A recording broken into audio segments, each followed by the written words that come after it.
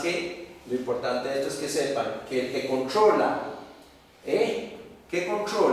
los álabes, ¿quién es indirectamente?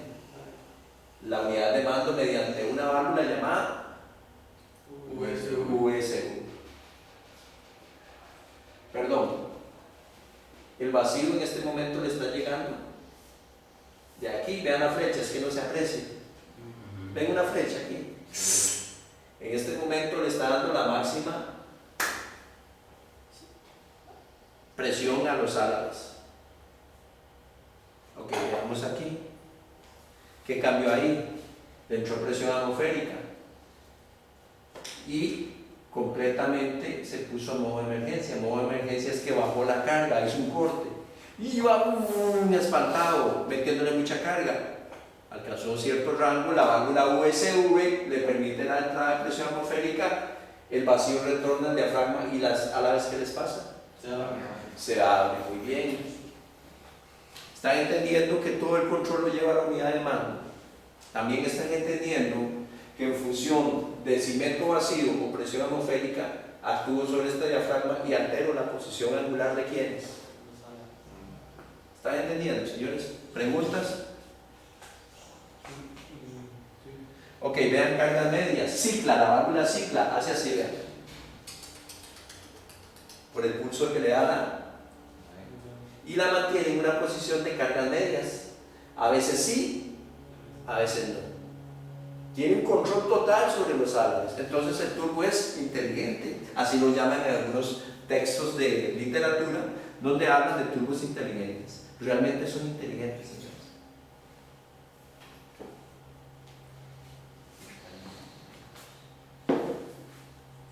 Ahí tengo el accionamiento, igual, motor a bajas revoluciones, cerrado, ¿lo ven? Aquí, aquí, a altas revoluciones, abierto, a bajas revoluciones, cerrado. ¿Quién ordena eso? ¿Quién manda ese proceso? La ECU y la VSV. Ok, estamos. ¿Dudas, señores? ¿Dudas? Vean, señores, si tienen alguna duda, sin temor a nada, la hacemos, y si no, pues continuemos. Controlador de la posición de los álabes. Esto ya es un poquito esquemáticamente para explicarles a ustedes que la unidad de mando motor, la computadora motor, consulta a una serie de sensores para operar un turbodriver que controla a un motor, lo ven allá que dice ese motor de corriente continua, en donde el actuador, ¿verdad?, va a ser censado en qué posición tienen los álabes. O sea, ¿quién gobierna a quién? El motor mueve a los álabes, ya que no es una solenoide, ya es muy avanzado. Nissan Navara, Toyota Hilux, L200, en algunos Volkswagen Amarok, con tecnología bien común, ya el concepto radicalmente es totalmente electrónico. El turbo pasa a ser un elemento actuador, pero ya monitoreado completamente por electrónica, y necesita gobernar un motor para que el motor abra y cierre a ¿quiénes? A los álabes. Una falla en esto ya sí puede a una persona con desconocimiento pasarle un rato amargo, pero muy amargo, porque tiene que saber la mecánica básica del turbo y la electrónica avanzada para poder repararlo, saber tomar estas dos señales, saber medir este sensor, comprobar la cajita driver y inclusive señales de control que salen hacia la cajita driver. El que ordena cuánto abren los álabes es la COM, mediante la manipulación de los drivers, que son driver transistor. Después eso lo van a ver más adelante.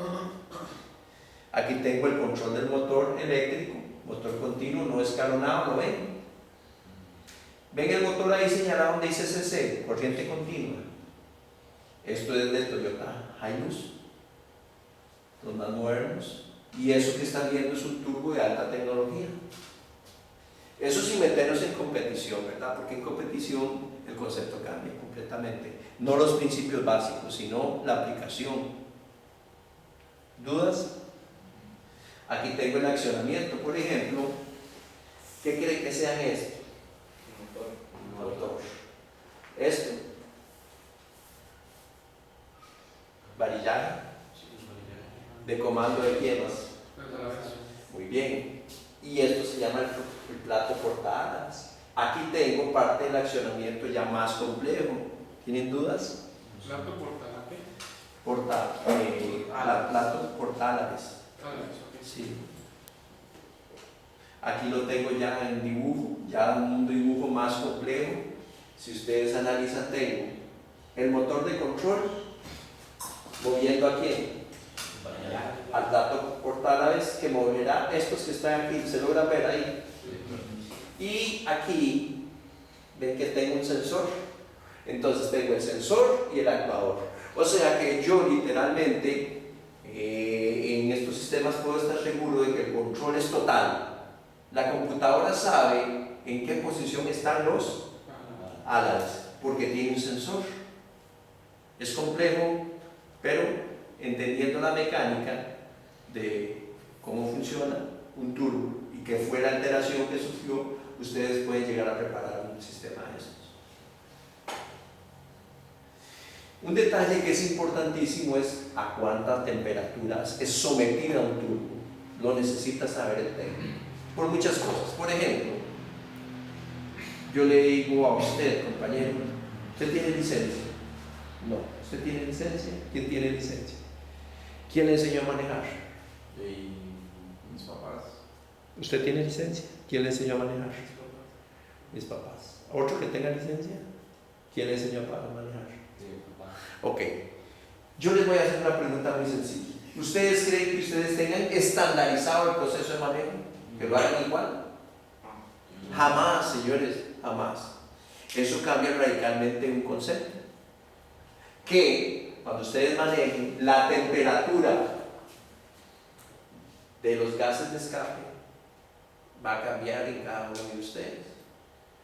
O, traducido de otra manera, usted le da a dos conductores el mismo día un vehículo, la misma marca, el mismo modelo, todo igual, el mismo día, y lo maneja un año. Y hay un vehículo que está de agarrarlo así y botarlo. Y hay otro que está como si nada. Dos personas no manejan igual porque no hay aquí, por lo menos en nuestro país ni en muchos países, no hay un colegiado para eso. Todos aprenden empíricamente, mi papá, mi tío y yo lo agarré en el parqueo. Lo que les quiero decir es que la operación de un motor radica en si un turbo dura más o dura menos. Porque depende, como yo arroje los cambios, sincronice mi motor a huesa en el proceso, hace que los gases de escape a veces salgan más calientes o más frescos. Los turbos, de todas maneras, como están en el ducto, observen aquí, de escape, tienden a calentarse mucho. Vean, esto es un motor, dice, vean a cuánto alcanza aquí en la carcasa de turbina, ¿no ven? ¿Cuánto dice ahí, no? Aquí se mantiene 600 y vean que aquí baja un poquito, porque toca el movimiento de los árboles que están frescos y que son refrigerados y lubricados por el aceite, pero después vuelven a darle vuelta y ya salen a 500 grados. Eso a la salida del puro cacho o del puro caracol. Cuando van a lo largo ya salen allá donde dicen como entre 250 y 280, motor diésel. En gasolina salen más calientes. Si notan, vean lo que le pasa al aire, señores. ¿Entra a cuánto? ¿Y a cuánto sale? ¿Por qué pasa eso? ¿Por qué pasa de 20 a 40, compañero? por el mismo trabajo que ejercen los imperios de las revoluciones. ¿Por qué más? Presión. ¿Ah? Presión. Por la presión. También por la presión. Ustedes no han agarrado un inflador y le han dado. ¿Qué le pasa al inflador? Por la compresión del aire. Entonces hay tres detalles que contribuyen a que el aire pase de 20 a 140. Primero, la compresión del aire. Segundo, la transferencia de calor desde aquí. El calor, según una de las leyes de termodinámica, siempre corre de lo más caliente a lo más frío. Esa es la manera, se llama transferencia. Entonces ya tenemos dos aspectos, por transferencia y por compresión. Y luego también tiene que ver un aspecto que es secundario, la manera en que es operado el turbocargador o el motor. Dicho de otra manera, tres personas no tienen la misma temperatura al manejar un motor en la salida de los gases de escape. Tanto es así que hay personas que destrozan un turbo en cuestión de 6 meses. Y eso se los digo con criterio de juicio. Pero vamos al problema real. ¿Cuál es el problema real de esta temperatura, compañero? ¿Cuál es el problema real de esto? ¿Qué le pasa a ese aire? ¿Por qué es malo? ¿Por qué es mal visto eso? Que pase de 20 a 140. Pierde oxígeno, señores. Pierde oxígeno. Y para el proceso de combustión que necesita. Oxígeno. Ok. ¿A qué cree usted que se recurre para volverlo a intercooler? El nombre intercooler, aftercooler, interenfiador, posenfiador, intercambiador de calor es meramente promocional. Eso, en cada nombre que acabo de decir, la misión es la misma. ¿Cuál cree que sea la misión? Enfriar. Entonces vamos a hablar un poquito de eso. Intercambiadores de calor, léame eso, compañero, por favor, en voz alta. Intercambiadores de calor. Disminuir la temperatura del aire de carga antes de que ingrese a la cámara de combustión. Incrementa la eficiencia volumétrica en función de la temperatura. Muy bien. Entonces vemos que hay pérdida de caballaje, pérdida de potencia si la temperatura del aire se deja caliente. Por medio de algún proceso vamos a intercambiar, a bajar y que la temperatura del aire descienda para que se vuelva básicamente más rico en Oxígeno. Ok, perfecto. Esto que están viendo aquí es un esquemático de lo que es el funcionamiento del aftercooler. Vean acá. Combustión, ciclo de 4 tiempos, bota escape y mueve el impeller de turbina a la mufla, unidos por un mismo eje, 180.000 revoluciones por minuto, succiona aire y lo somete de 21 en temperatura a 150, 200 grados y pasa por un que hace que un 40% de la temperatura baja, haciéndolo más rico en oxígeno. Por ejemplo, aquí tenemos aire-aire, una aplicación, una disposición muy utilizada en camiones, autobuses, 4x4 y en algunos pick-up. Si ustedes analizan el esquema, el cajetín de línea entrecortada representa el motor, múltiple de admisión, múltiple de escape. Escape deposita en el cacho del turbocargador del lado turbina y lo bota hacia la mufla. Girando a mismas revoluciones, se toma aire de él, se somete a presión y el aire es llevado direccionado por tubos a un radiador de aire frente al radiador del refrigerante y luego se dispone hacia el múltiple de admisión. Si analizan técnicamente el aire, cuando va aquí, ¿cuántos grados logran leer ahí? 150. 150 grados. Al pasar por el proceso de convección, que ya es otro proceso diferente al de transferencia, queda en 43. ya rico en qué? En oxígeno. En oxígeno. Ok. Hay otro que se llama aire refrigerante. ¿Ven la diferencia entre aire-aire con aire refrigerante? ¿Cuál diría usted que es la diferencia, muchachos? Estamos hablando de elementos llamados intercambiadores de calor. Popularmente llamados intercooler, aftercooler, interenfriador, postenfriador. Y la función radica en eliminar, térmicamente hablando, la temperatura del aire de carga. Cuando yo hablo de aire de carga es el que somete el turbo. Entonces, ¿cuál es la diferencia entre un aire refrigerante y un aire-aire? Que acabamos de ver. ¿Qué diría usted, compañero? No, la diferencia entre los dos elementos. ¿Cómo logran disminuir la temperatura? ¿Es igual o hay variante en ellos? Le voy a poner la ilustración anterior.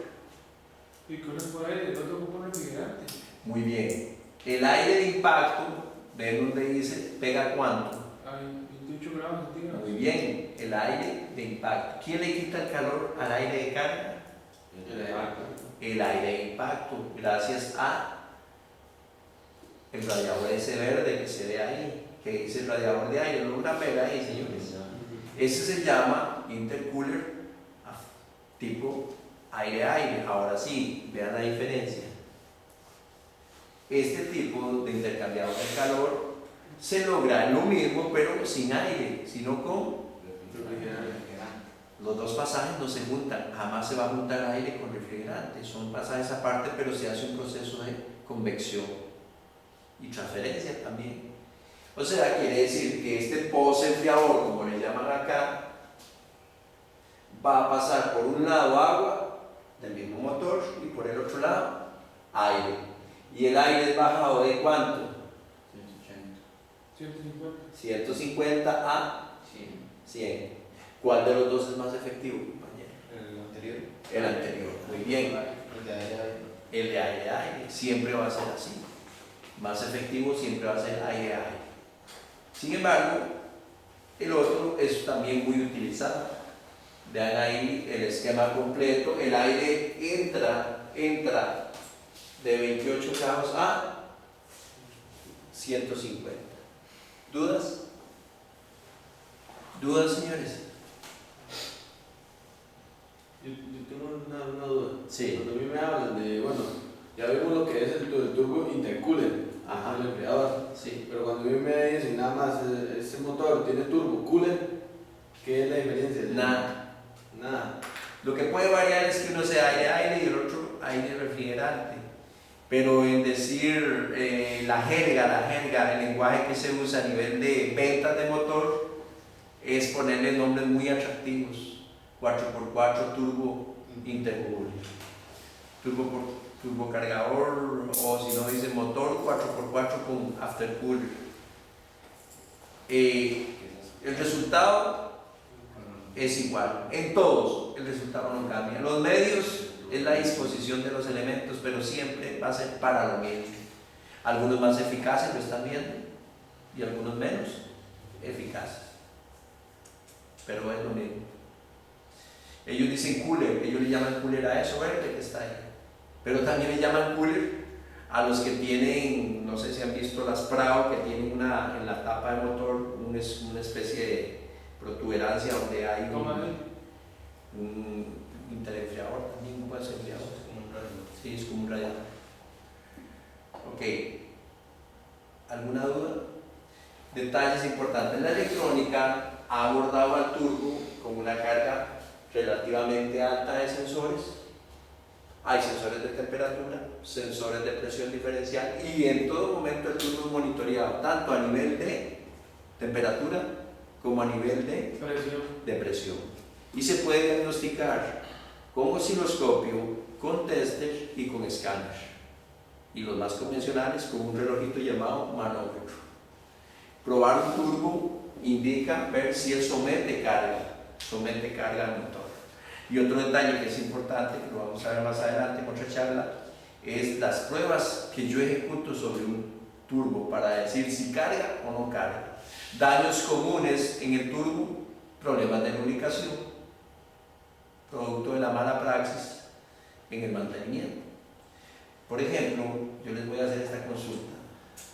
Si un turbo viene en desplazamiento en un bus, el bus se estaciona y apaga de golpe el motor, ¿el turbo dejará de trabajar inmediatamente? No. ¿Qué pasa? Libera la presión. No, la presión no es tanto, sino vámonos a este detalle. Por inercia sigue girando. Vámonos a este detalle. Por inercia, el gas de escape se proyecta aquí, ya si ustedes lo saben. Yo voy bajando las revoluciones de 2000 a 1000 hasta 900, quedo en mínimo y apago. ¿Ustedes creen que estos álabes, donde apago el motor, dejen de girar? No. Los álabes continúan girando a menor revoluciones, pero tienen un lapso. Los motores con turbo no hay que apagarlos de golpe. Se ocupa un minuto, o por lo menos un minuto, ahí donde llegue encendido, antes de que yo apague el motor. Esos son de los detalles que más daña un turbo. Es tanto así que los turbos inteligentes tienen ese aditamento que es como un turbo timer. Usted saca la llave, se baja el vehículo y el motor sigue arrancado. Me voy caminando y un minuto después se apaga el motor para proteger a quién. Porque un turbo, usted lo apaga, esto sigue girando y ¿qué corta usted? Inmediatamente apaga el motor. La lubricación. Entonces, un detalle importante. Otro daño tremendo para los turbocargadores son excesos de lubricación, o sea, dejar el nivel muy alto o dejarlo muy bajo. La manera de manejar es otro daño latente para el turbocargador. Personas que manejan muy arriados, o sea, a altas revoluciones, siempre se van a deteriorar al turbocargador. ¿Por qué cree que lo deteriore?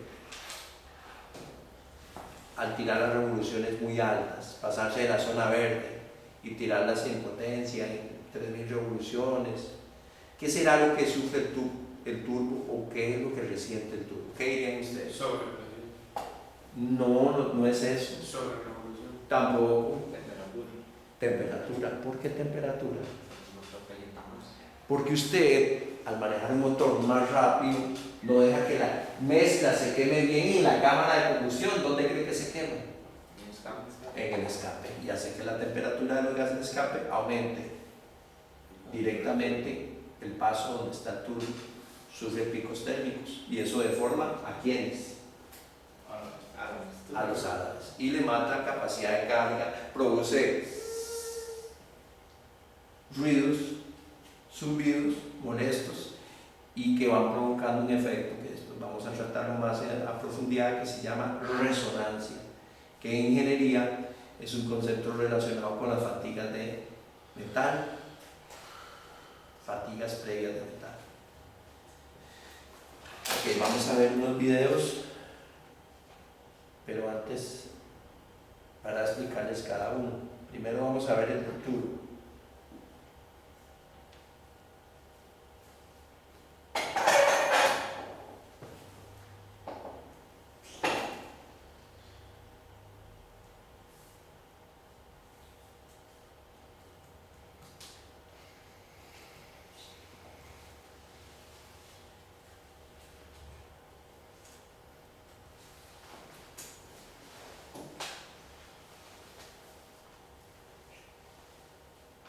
Vamos a ver primero el del turbo, lo voy a tratar de ir explicando.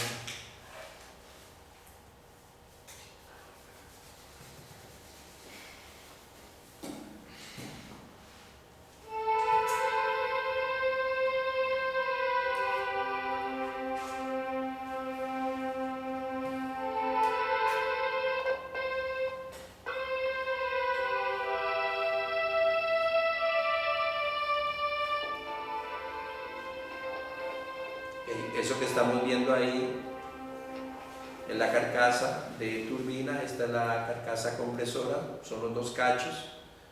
Y el primero que vieron fue la carcasa de turbina, esta es la carcasa de compresora.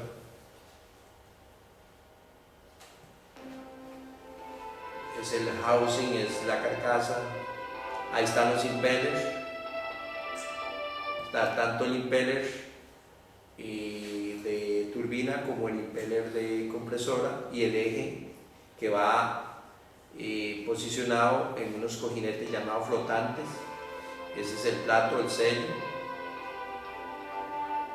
que divide las dos, y ahí tenemos el punto de apoyo central del eje. Tenemos el conjunto de retenedores, sellos. Recuerden que un turbocargador es reparado en laboratorios para turbos. Un turbo no le compete a un técnico, a no ser de que sea el dueño del laboratorio para turbos, porque el turbo tiene, por la velocidad que gira, tiene dos balances, dinámico y aerodinámico, y eso solo se lo puede ver uno con la herramienta adecuada. Un turbo mal balanceado, además de producir sonidos no agradables, provoca resonancia, y la resonancia es capaz de destrozar cualquier metal.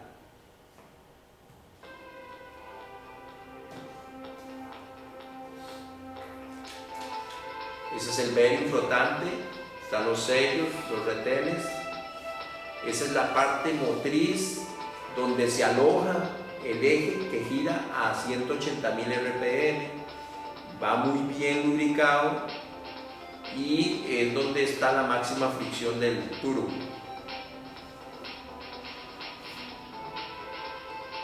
Ahí viene el plato.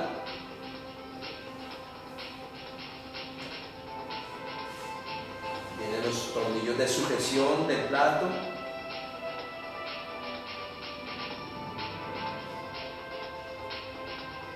Los sellos de aire, porque hay sellos de aceite y sellos de aire.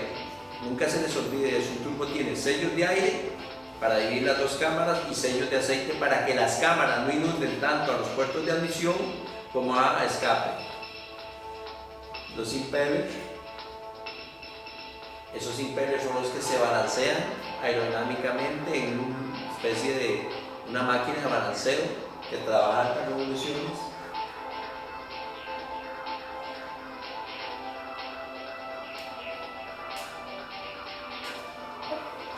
Están viendo la sujeción de la carcasa.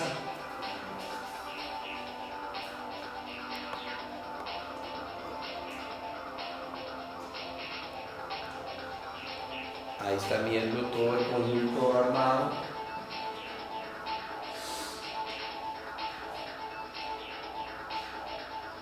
Toda esa serie de elementos conforman lo que es un turbocargador. Vean que es una máquina compresora muy compacta.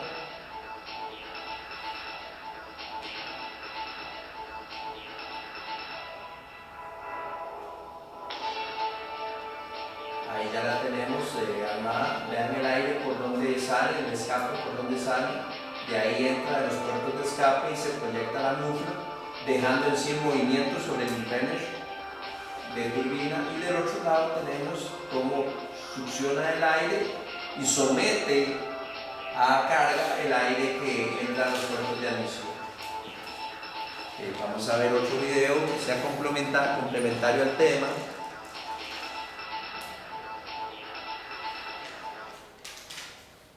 Ahora vamos a ver este.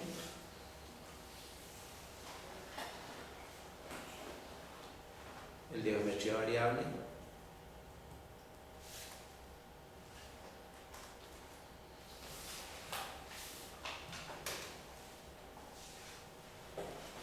Vean ustedes, ahí se aprecia en detalle todos los elementos que hemos venido hablando. Si ustedes notan acá, tengo el impeller de turbina, carcasa de turbina, álabes variables, comando por medio de un motor y un sensor que monitorean en todo momento, movidos por una caja driver, y esta a su vez es manipulada por una unidad de mando que sabe por bastante criterio de juicio cuándo le toca cargar menos o cargar más, en función de las condiciones de trabajo del vehículo. Eso tiene algo que ver con el sensor MAP. Todo tiene que ver con el sensor MAP. Nada más que esa parte no la vamos a abordar hoy porque es propia de la electrónica, pero si ustedes más adelante quieren una charlita, podemos darle eso. Ahí está trabajando, vean cómo el andamiaje, todo lo que es el varillaje, controla el movimiento angular de cada uno de los álabes. Fallas comunes en estos sistemas, señores: encarbonamiento. Se encarbonan y se quedan inválidos, o sea que no se pueden mover por carbón, entonces se someten al motor a condiciones no favorables de carga. Hay quejas de potencia, de falta de desempeño del motor, humos, presencia de humos, sonidos en algunos casos. Ok, este otro quiero que lo vean.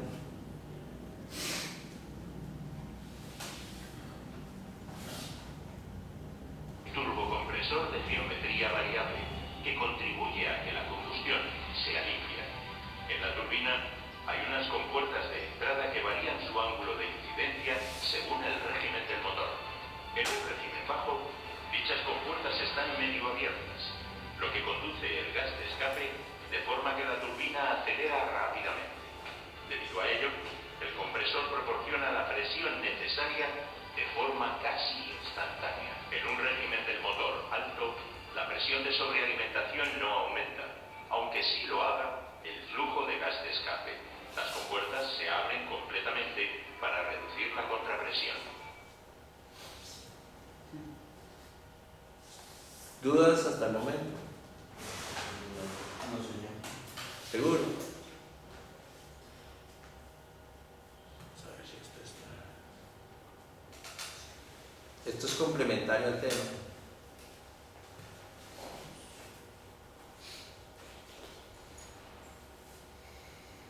Ahí lo tengo otra vez, pero vean este.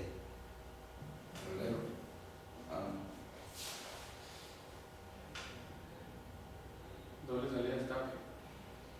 No, No, Esta función. está como muy separado.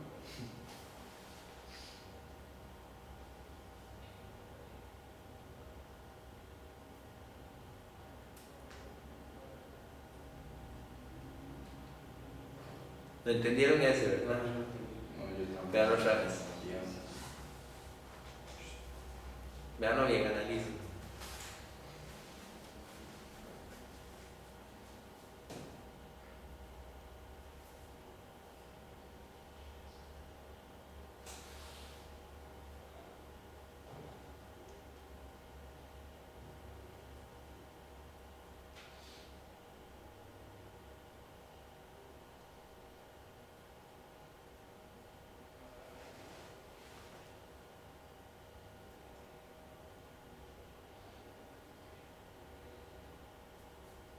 Eso no va a un radio. No, no es sencillo, es que vamos a ver. Estaba cortado a la mitad. Ah, no. Lo que pasa es que hasta aquí. Vean acá, voy a ponérselo, se los voy a escribir. No tiene nada, es un problema de didáctica. Vean. Todo lo que tengo aquí, señalando aquí, es el múltiple de escape. Solo eso, no hay nada en especial. Y si ustedes analizan, el múltiple de escape bota aquí y mueve turbina, y después se va por aquí, ven el hueco hacia allá para el gas de escape, la MUF. De este otro lado, si ustedes analizan, esta flecha viene propiamente del múltiple de admisión, que no se aprecia ahí, sino como de una manguera. Ven que tiene un tope aquí ovalado, donde entra un empalme de manguera, entra por aquí aire y lo presentan. Ese fue el error de color rojo. Si uno sigue una didáctica que tenga que salir siempre como un hilo conductor en su cerebro para que el aprendizaje sea como significativo, él debió haber pintado esto de un azul más fuerte, indicando que hay el mismo aire pero a una mayor presión. No pintarla roja porque causa el efecto que causó en ustedes, confusión. Eso es todo. Pero ahí lo pintaron de rojo por lo mismo que se hace el cambio de temperatura. Sí, pero de ahí es la mejor diferenciarlo en carga. Ok, y quiero que vean este último ya para ir finalizando. Profe, y digamos, yo he visto que a veces hay unos turbos que tienen un sonido diferente, o sea, eso depende de qué. Porque antes, vamos a ver, se lo explico. Tiempo atrás, el turbo y todas las cosas del planeta van evolucionando. Si usted ve, por ejemplo, un celular y lo compara con un teléfono de hace 30 años, si usted ve un vehículo y lo compara con un auto de hace 30 años, todo evoluciona. El turbo le pasa lo mismo que a todo, fue evolucionando. Antes se manejaba el concepto de turbos de alta y turbos de baja. Y resultaba que mucho conductor decía que el turbo era de baja, si a bajas revoluciones él empezaba a oír y sentía la presencia de carga del turbo. Entonces, mira, este turbo de tal a tal me empieza a trabajar, pero ya después no. Él le trabaja de baja. Otros tenían que meter más el pie para empezarlo a oír a trabajar, entonces decían que era turbo de alta. Más que todo es de la jerga de conductores, pero sí existe el concepto como tal. Por ejemplo, les voy a contar que en los motores Cummins de la serie 855, que era el motor NTC 300, 350, Small Cam, Big Cam, esos motores llevaban turbos y unos no llevaban válvula de descarga. Entonces uno se preguntaría, ¿cómo hacían para controlar la carga? Pues el turbo fue familiarizado con el motor que iba a trabajar y sabía que solo iba a cumplir de tal lado a tal lado, y que si el chaval no lo bajaba más allá, no iba a hacer nada. Entonces no llevaban válvula de descarga, no necesitaban. Tanto es así, por ejemplo, que algunos motores grandes que arrastran pesos considerables, si se les daña el turbo, no suben nada, quedan botados por turbo. Y que le preocupa, el turbo va a parar toda esta maquinaria, porque dependen del turbo. Y dice, bueno, pero si dependen tanto del turbo, yo podría ponerles o ajustarles otro turbo. Y resulta que ellos tienen el árbol de levas, oigan bien, familiarizado, y el tiempo valvular familiarizado a un turbo que trabaja en cierto rango de revoluciones. Entonces el asunto es delicado, ¿me entienden?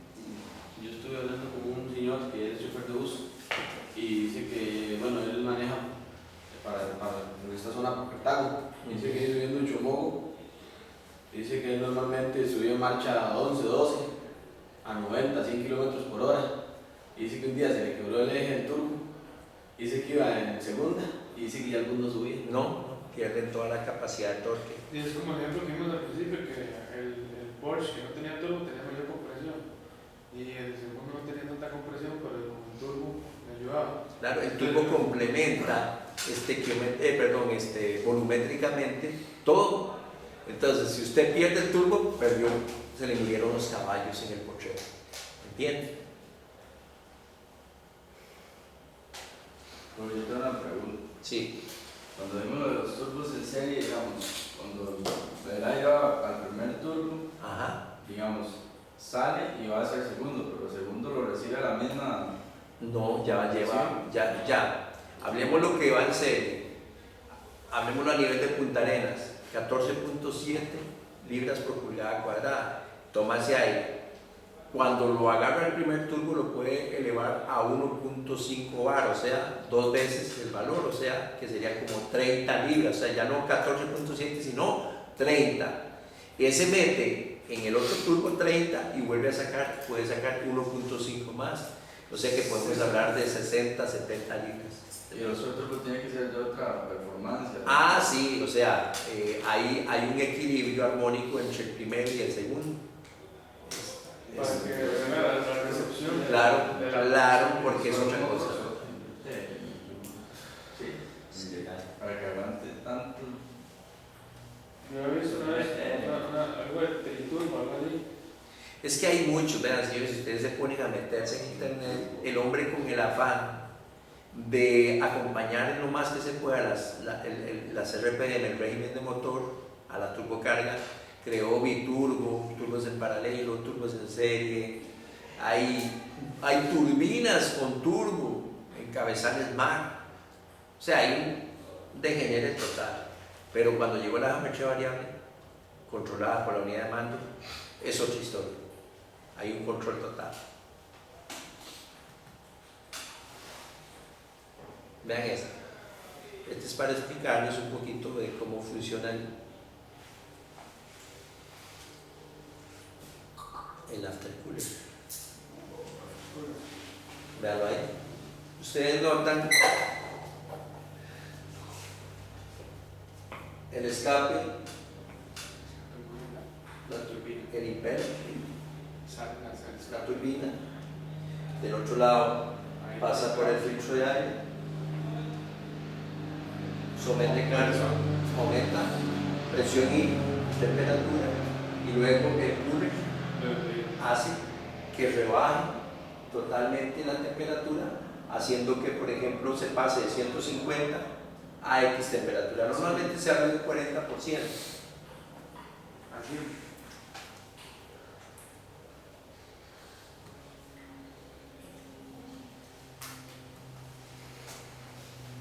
Ok, ¿alguna duda?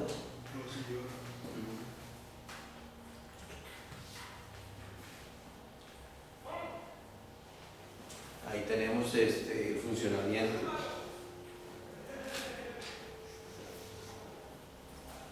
Funcionamiento de un aftercooler.